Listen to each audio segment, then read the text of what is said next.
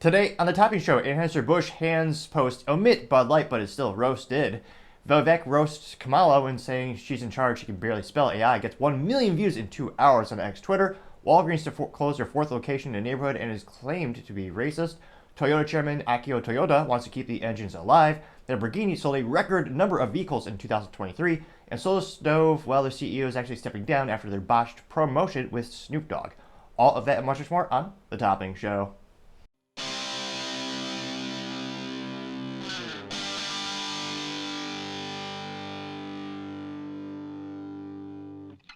Thank you everyone for taking the time to tune in today. Today's episode of Topping Show is sponsored by Topping Technologies. Topping Technologies is an IT value-added reseller and services company with a special proficiency in IT security.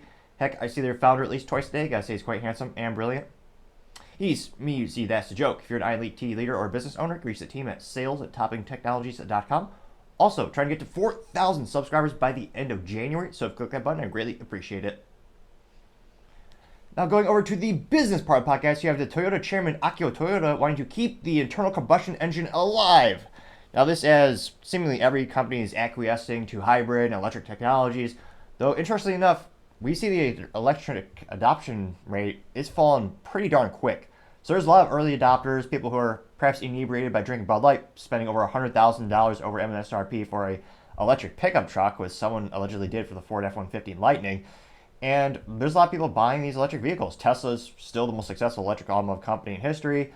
And all the companies, they thought it'd be a good idea to go all in. Well, a lot of the early adopters are no longer gone. They already got their vehicles. Granted, they are basically disposable smartphones, so they'll have to buy new ones in the future. But more and more people, they're starting to put on the brakes when it comes to EV technologies.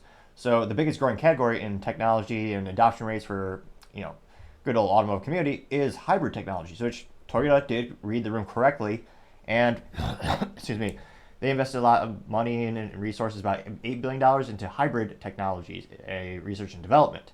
Now, in terms of the chairman, it's actually the grandson of the founder of Toyota, Mr. Toyoda himself. Now, fun little fact in history and business fact: the family's name is Toyoda, and so with a D at the end. And they renamed the company because there's a lot of rumors. I need to actually reread the book on Toyota. But they renamed the company historically, so now, as we all know, it's Toyota is the company name.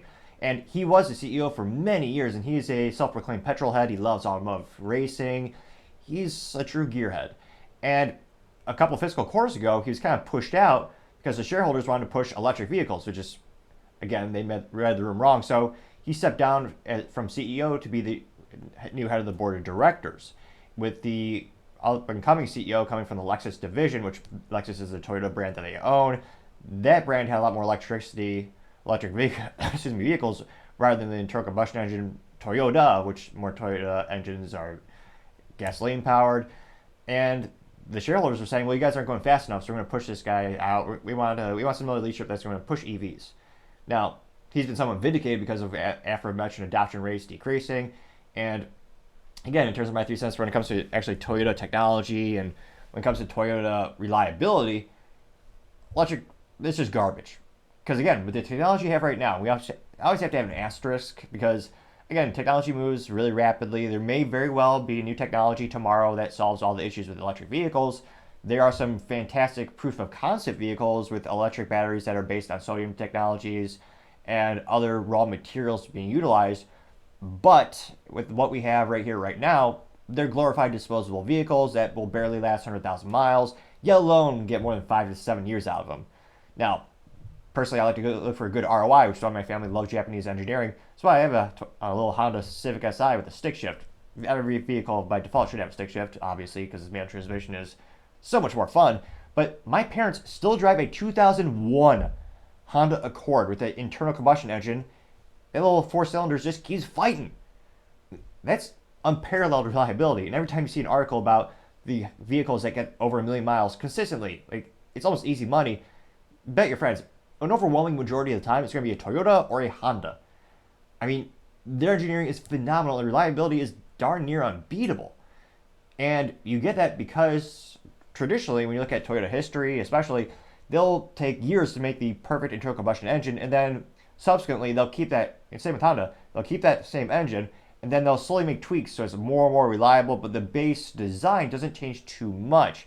And then they cross over this into multiple vehicles. You see this with many Honda vehicles having the same inline four engine, aka internal combustion engine with 4 cylinders, and using gasoline and having much more fun. And I hope Toyota is starting to move the pendulum back to ICE engines and more focus on that. Now, specifically getting to the quotes from the chairman, Mr. Toyoda himself, he literally said, quote, "Let's continue to make engines," unquote. Because, again, he knows that's where the reliability is, I believe, and that's where a lot of automotive enthusiasts also appreciate the technology as well. He also continued to say, quote, "To all those who have made engines up until now, let's continue to make engines," unquote. That was when he was at the the Tokyo Auto Salon 2004 in Tokyo, Japan. Quote, "Everyone," oh, geez Louise, pop-ups are never enough. Nevertheless, quote, "Everyone's help will continue to be needed. I will never let all the work you've done so far go to waste," unquote.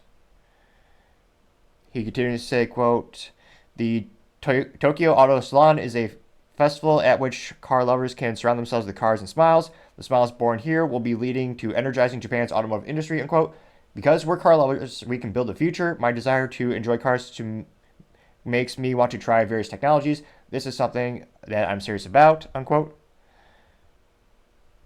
And let's see here. He says, quote, "Many of our 5.5 million colleagues make engine parts. These people support Japan and have skills to make the Japan of tomorrow strong. We must never lose these people," unquote. He continued to say, quote, "However, there seem to have been some cases in which engine-related people cannot borrow money from a bank these days. That should not happen, and I want to do something about that," unquote. That's another issue when it comes to certain technologies. And, a wise man once said, you might not care about politics, but politics very much cares about you. And this is one of those issues where many industries are many people would say under attack, where you see this in the oil industry, especially, where some banks actually won't give them any additional funds. They won't actually give them a loan. And fun ADHD tangent when it comes to oil exploration industry, many of them will do a survey and they'll take out a loan because, again, to set up a new well, it's a huge upfront investment, so they'll take a loan out for it. Some of those financial institutions are no longer doing that because of political reasons. Now, Toyota continued to elaborate. He says, quote, "How to climb the carbon neutral mountain depends on the country and region. However, isn't a desire for cars what we all need," quote. "I found overseas that we many colleagues have much a passionate desire," unquote. He continued to say, quote, "Believing that battery electric vehicles do not represent the only way to achieve carbon neutrality, we have been working on hydrogen engine initiatives since 3 years ago," unquote.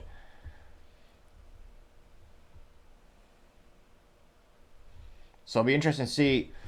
That is something that we have been trying for decades. In fact, one of my favorite automotive history books is Driven, which is about the inception and the growth of BMW. And I believe that book came out in 2001. And that book talks about how BMW had prototypes even back then for hydrogen technology. Now, the multi-billion-dollar question is, how do you profitably generate and transport and handle the hydrogen fuel cells? That's what made Nikola, the publicly traded company, an overnight vaporware, aka didn't really exist, but an overnight success, because they claimed to have come out with a new methodology to achieve that.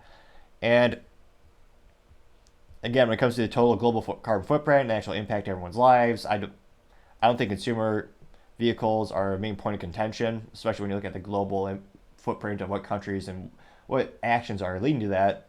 I think more realistically, we'll come up with technology to combat that, to actually adapt it.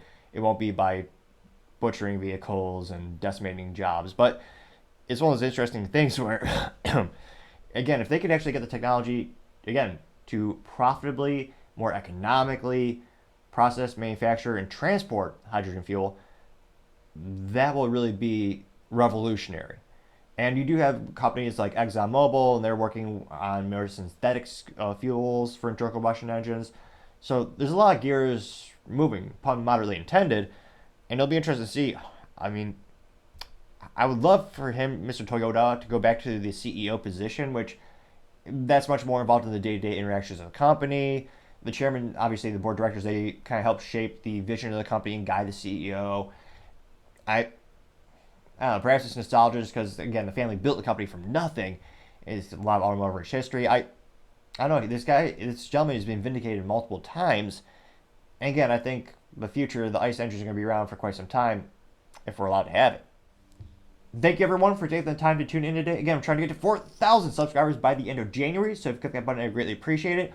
Also, leaving a comment, a thumbs up or thumbs down appropriately will give me some additional feedback on how I can make the show better and better. Also, and lastly, don't forget to take time to tell your family, tell your friends, tell your coworkers, heck, tell your enemies, tell anyone and everyone. Just stay safe and fight the good fight.